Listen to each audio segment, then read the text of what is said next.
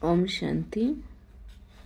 आज हम सुनेंगे बाबा के साकार महावाक्य 4 दिसंबर के। आज बाबा ने कहा, मीठे बच्चे, सारा मदार याद पर है। याद से ही तुम मीठे बन जाएंगे। इस याद में ही माया की युद्ध चलती है। सारा मदार याद पर है। याद से ही तुम मीठे बन जाएंगे। इस याद में ही माया की युद्ध चलती है। आज बाबा ने प्रश्न किया है, इस ड्रामा में कौन सा राज बहुत विचार करने योग्य है? इस ड्रामा में कौन सा राज बहुत विचार करने योग्य है, जिसे तुम बच्चे ही जानते हो? तो आज बाबा ने बताया, उत्तर है, तुम जानते हो कि ड्रामा में एक पार्ट 2 बार बज न सके। सारी दुनिया में जो भी पार्ट बजता है वह एक 2 से नया है। हर रोज नया पार्ट है। तुम विचार करते हो कि सतयुग से लेकर अब तक कैसे दिन बदल जाते हैं। सारी एक्टिविटी बदल जाती है। आत्मा में 5000 वर्ष की एक्टिविटी का रिकॉर्ड भरा हुआ है, जो कभी बदल नहीं सकता। ये छोटी सी बात तुम बच्चों के सिवाय और किसी की बुद्धि में नहीं आ सकती। ओम शांति। रूहानी बाप रूहानी बच्चों से पूछते हैं, मीठे मीठे बच्चे, तुम अपना भविष्य का पुरुषोत्तम मुख, पुरुषोत्तम चोला देखते हो? ये पुरुषोत्तम संगम युग है ना। तुम फील करते हो कि हम फिर नई दुनिया सतयुग में इनकी वंशावली में जाएंगे, जिसको सुखधाम कहा जाता है। वहाँ के लिए ही तुम अभी पुरुषोत्तम बन रहे हो। बैठे बैठे ये विचार आना चाहिए। स्टूडेंट जब पढ़ते हैं तो उनकी बुद्धि में ये जरूर रहता है कि हम कल यह बनेंगे। वैसे तुम भी जब यहाँ बैठते हो तो भी जानते हो कि हम विष्णु की डिनास्टी में जाएंगे। तुम्हारी बुद्धि अब अलौकिक है और किसी मनुष्य की बुद्धि में ये बातें रमन नहीं करती होंगी। यह कोई कॉमन सत्संग नहीं है। यहाँ बैठे हो, समझते हो कि सत बाबा, जिसको शिव कहते हैं, हम उनके संग में बैठे हैं। शिव बाबा ही रचयिता हैं। वही इस रचना के आदि मध्य अंत को जानते हैं। वही ये नॉलेज देते हैं, जैसे कल की बात सुनाते हैं। यहाँ बैठे हो, यह तो याद होगा ना। हम आए हैं रिजुविनेट होने, अर्थात ये शरीर बदल दैवी शरीर लेने, मनुष्य से देवता बनने के लिए। आत्मा कहती है, हमारा ये तमो प्रधान पुराना शरीर है, इसको बदलकर ऐसा शरीर लेना है। कैसा लेना है? लक्ष्मी नारायण जैसा। कितनी सहज एम ऑब्जेक्ट है। पढ़ाने वाला टीचर जरूर पढ़ने वाले स्टूडेंट से होशियार होगा ना। पढ़ाते हैं, अच्छे कर्म भी सिखाते हैं। अभी तुम समझते हो हमको ऊंच से ऊंच भगवान पढ़ाते हैं, तो जरूर देवी देवता ही बनाएंगे। ये पढ़ाई है ही नई दुनिया के लिए, और किसको नई दुनिया का जरा भी पता नहीं है। ये लक्ष्मी नारायण नई दुनिया के मालिक थे। देवी देवताएं भी नंबरवार होंगे ना। सब एक जैसे तो हो भी न सके, क्योंकि राजधानी है ना। ये ख्यालात तुम्हारे चलते रहने चाहिए। हम आत्मा अभी पतित से पावन बनने के लिए पावन बाप को याद करते हैं। आत्मा याद करती है अपने स्वीट बाप को। बाप खुद कहते हैं, तुम मुझे याद करेंगे तो पावन सतो प्रधान बन जाएंगे। सारा मदार याद की यात्रा पर है। बाप जरूर पूछेंगे, बच्चे मुझे कितना समय याद करते हो? याद की यात्रा में माया की युद्ध चलती है। तुम युद्ध भी समझते हो। ये यात्रा नहीं, परंतु जैसे कि लड़ाई है। इसमें बहुत खबरदार रहना है। नॉलेज में माया के तूफान आदि की बात नहीं। बच्चे कहते भी हैं, बाबा हम आपको याद करते हैं, परंतु माया का एक ही तूफान नीचे गिरा देता है। नंबर 1 तूफान है देह अभिमान का, फिर काम, क्रोध, लोभ, मोह का। बच्चे कहते हैं, बाबा हम बहुत कोशिश करते हैं याद में रहने की, कोई विघ्न आए परंतु फिर भी तूफान आ जाते हैं।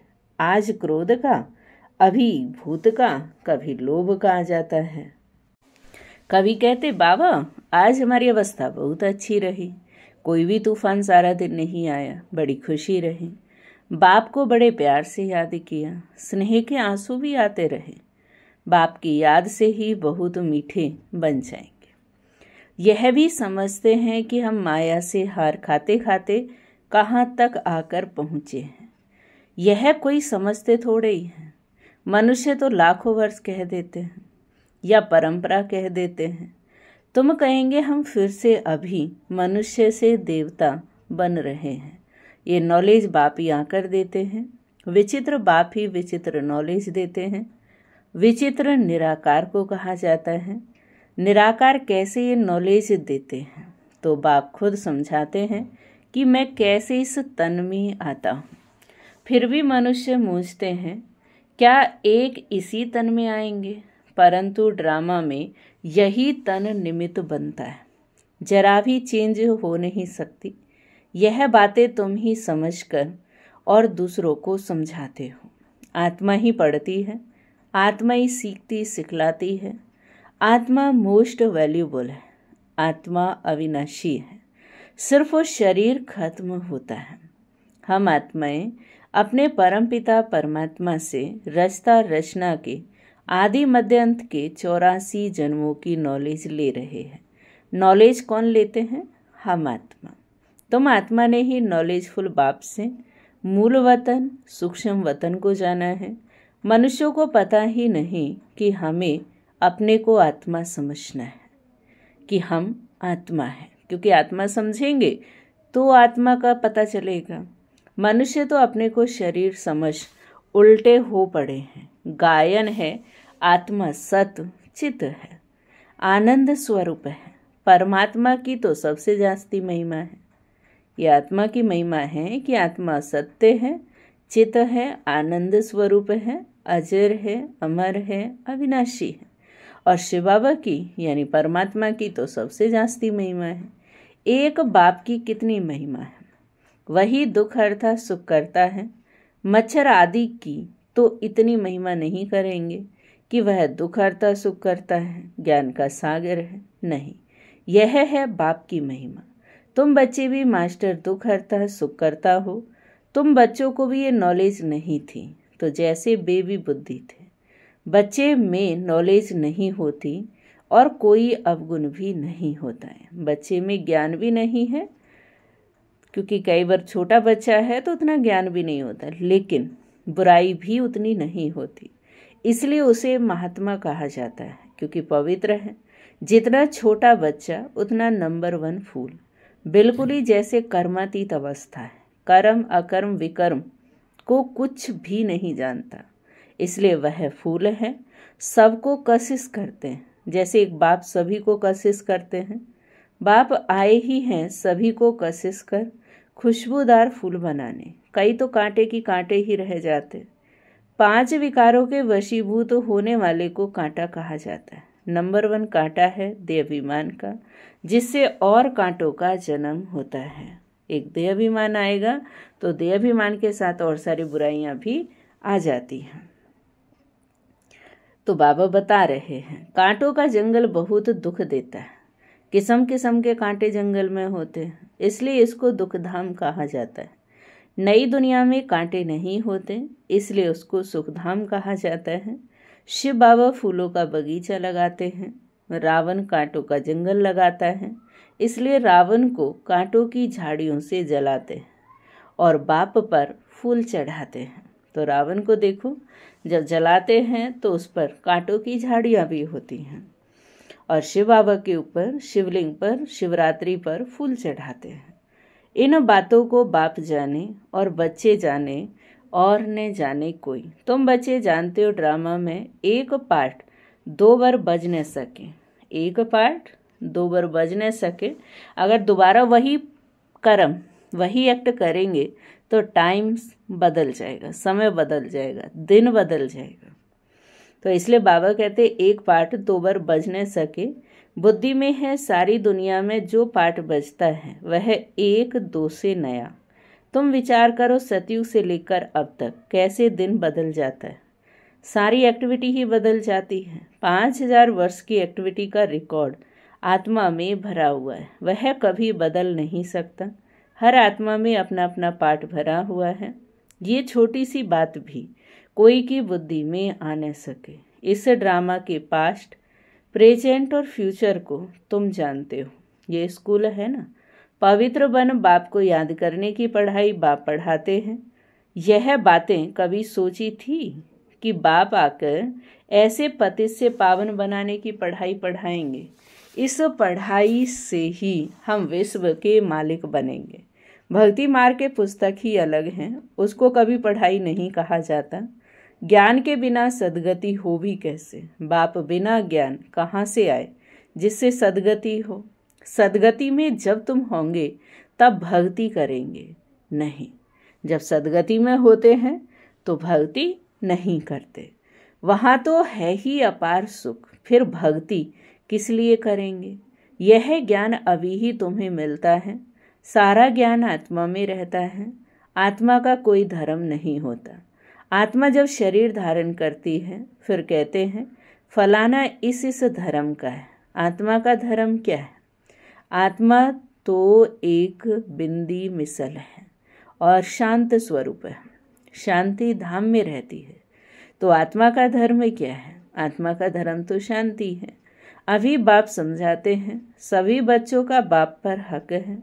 बहुत बच्चे हैं जो और धर्मों में कन्वर्ट हो गए, वह फिर निकलकर अपने असली धर्म में आ जाएंगे। जो देवी देवता धर्म छोड़ दूसरे धर्म में गए हैं वह सभी पत्ते लौट अपनी जगह पर आ जाएंगे। तुम्हें पहले पहले तो बाप का परिचय देना है। इन बातों में ही सब मूंझे हुए हैं। तुम बच्चे समझते हो अभी हमें कौन पढ़ाते हैं। बेहद का बाप श्री कृष्ण तो देहधारी है, इनको भी दादा कहेंगे ब्रह्मा बाबा को। तुम सब भाई भाई हो ना। फिर है मर्तबे के ऊपर, भाई का शरीर कैसा, बहन का शरीर कैसा है। आत्मा तो एक छोटा सा सितारा है। इतनी सारी नॉलेज एक छोटे से सितारे में है। सितारा शरीर के बगैर बात भी नहीं कर सकता। सितारे को पाठ बजाने के लिए इतने ढेर ऑर्गन्स मिले हुए। तुम सितारों की दुनिया तो अलग है। आत्मा यहाँ आकर फिर शरीर धारण करती है। शरीर छोटा बड़ा होता है। आत्मा ही अपने बाप को याद करती है, वह भी जब तक शरीर में है। घर में आत्मा बाप को याद करेगी। जब हम आत्मा परम धाम में होंगे तो क्या आत्मा शिव बाबा को याद करेगी। तो शरीर ही नहीं है तो भान ही नहीं रहता। तो बाबा कहते नहीं, वहाँ कुछ भी मालूम नहीं पड़ता कि हम कहाँ हैं।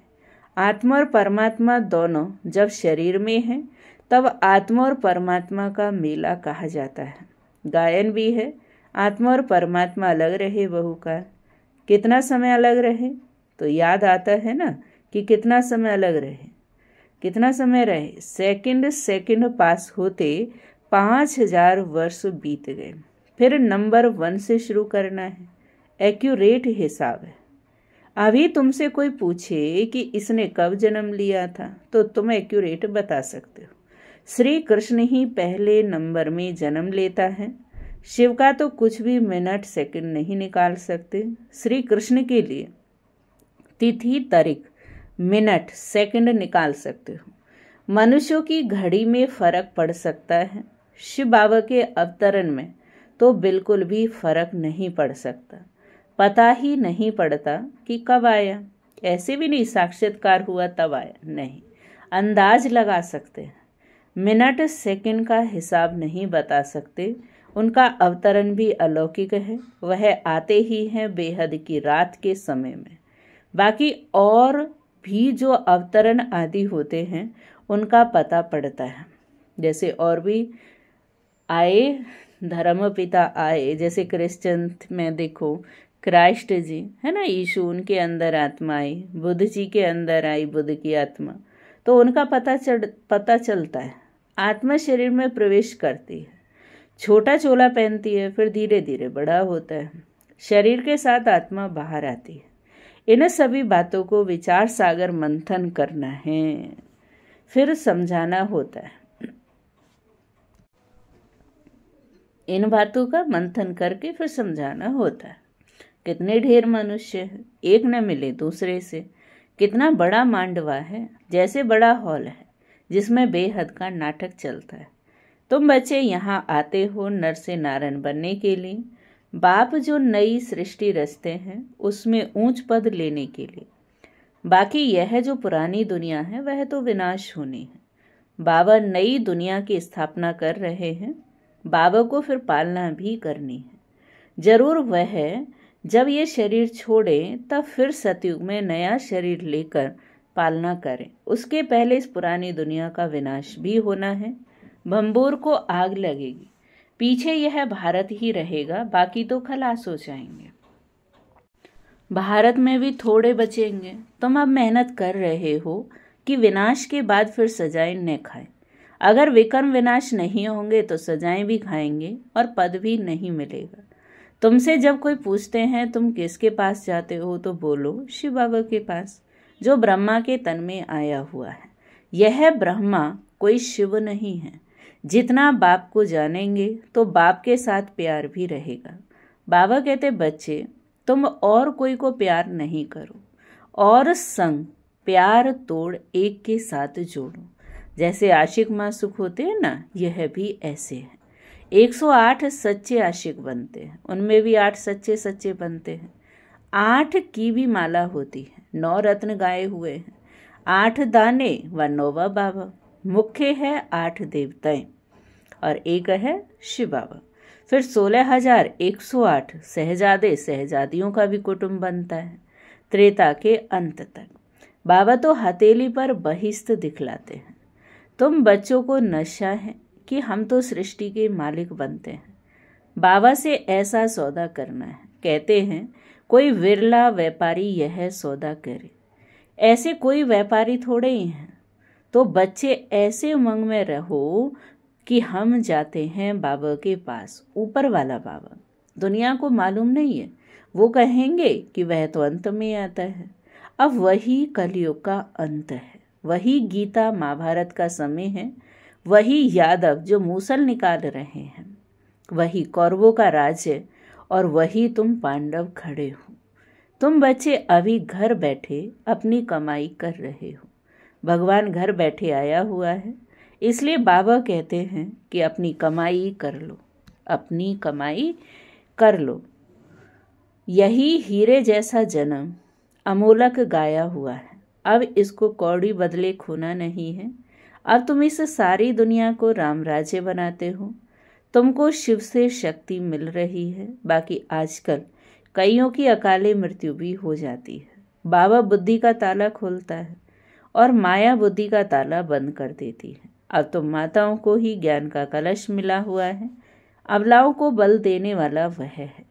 यही ज्ञान अमृत है। शास्त्रों के ज्ञान को कोई अमृत नहीं कहा जाता। अच्छा, मीठे मीठे सिखिलदे बच्चों प्रति माता पिता बाप दादा का याद प्यार और गुड मॉर्निंग। रूहानी बाप की रूहानी बच्चों को नमस्ते। हम रूहानी बच्चों की रूहानी बाप को नमस्ते नमस्ते नमस्ते। शुक्रिया बाबा, शुक्रिया। धारणा के लिए मुख्य सार है, पहली पॉइंट है, एक बाप की कशिश में रहें, खुशबूदार फूल बनना है। अपने स्वीट बाप को याद कर देहाभिमान के कांटों को जला देना है। एक बाप की कशिश में रहकर खुशबूदार फूल बनना है। अपने स्वीट बाप को याद कर देहाभिमान के कांटे को जला देना है। सेकंड पॉइंट है, इस हीरे तुल्य जन्म में अविनाशी कमाई जमा करनी है। इस हीरे तुल्य जन्म में अविनाशी कमाई जमा करनी है। कौड़ियों के बदले इसे गंवाना नहीं है। एक बाप से सच्चा प्यार करना है, एक के संग में ही रहना है। अब हम सुनेंगे आज का वरदान। तो आज बाबा ने वरदान दिया है, ब्राह्मण जीवन में सदा खुशी की खुराक खाने और खुशी बांटने वाले। ब्राह्मण जीवन में सदा खुशी की खुराक खाने और खुशी बांटने वाले खुश नसीब भव। इस दुनिया में आप ब्राह्मणों जैसा खुश नसीब कोई और हो नहीं सकता, क्योंकि इस जीवन में ही आप सबको बाप दादा का दिल तख्त मिलता है। सदा खुशी की खुराक खाते हो और खुशी बांटते हो। इस समय बेफिक्र बादशाह हो। ऐसी बेफिक्र जीवन सारे कल्प में और किसी भी युग में नहीं है। सतयुग में बेफिक्र होंगे, लेकिन वहाँ ज्ञान नहीं होगा। अभी आपको ज्ञान है, इसलिए दिल से निकलता है, मेरे जैसा खुश नसीब और कोई नहीं। स्लोगन है आज का, संगम युग के स्वराज्य अधिकारी ही भविष्य के विश्व राज्य अधिकारी बनते हैं। संगम युग के स्वराज्य अधिकारी ही भविष्य के विश्व राज्य अधिकारी बनते हैं। आज का अव्यक्त इशारा हम सुनेंगे। सदा निर्विघ्न, सदा विघ्न विनाशक और सदा संतुष्ट रहना तथा सर्व को संतुष्ट करना, सेवाधारियों को यही सर्टिफिकेट सदा लेते रहना है।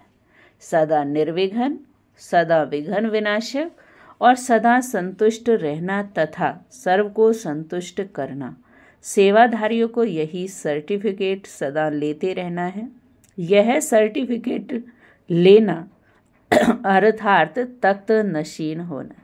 यह सर्टिफिकेट लेना अर्थात तख्त नशीन होना, सदा संतुष्ट रहकर सर्व को संतुष्ट करने का लक्ष्य रखो। ओम शांति, ओम शांति, ओम शांति।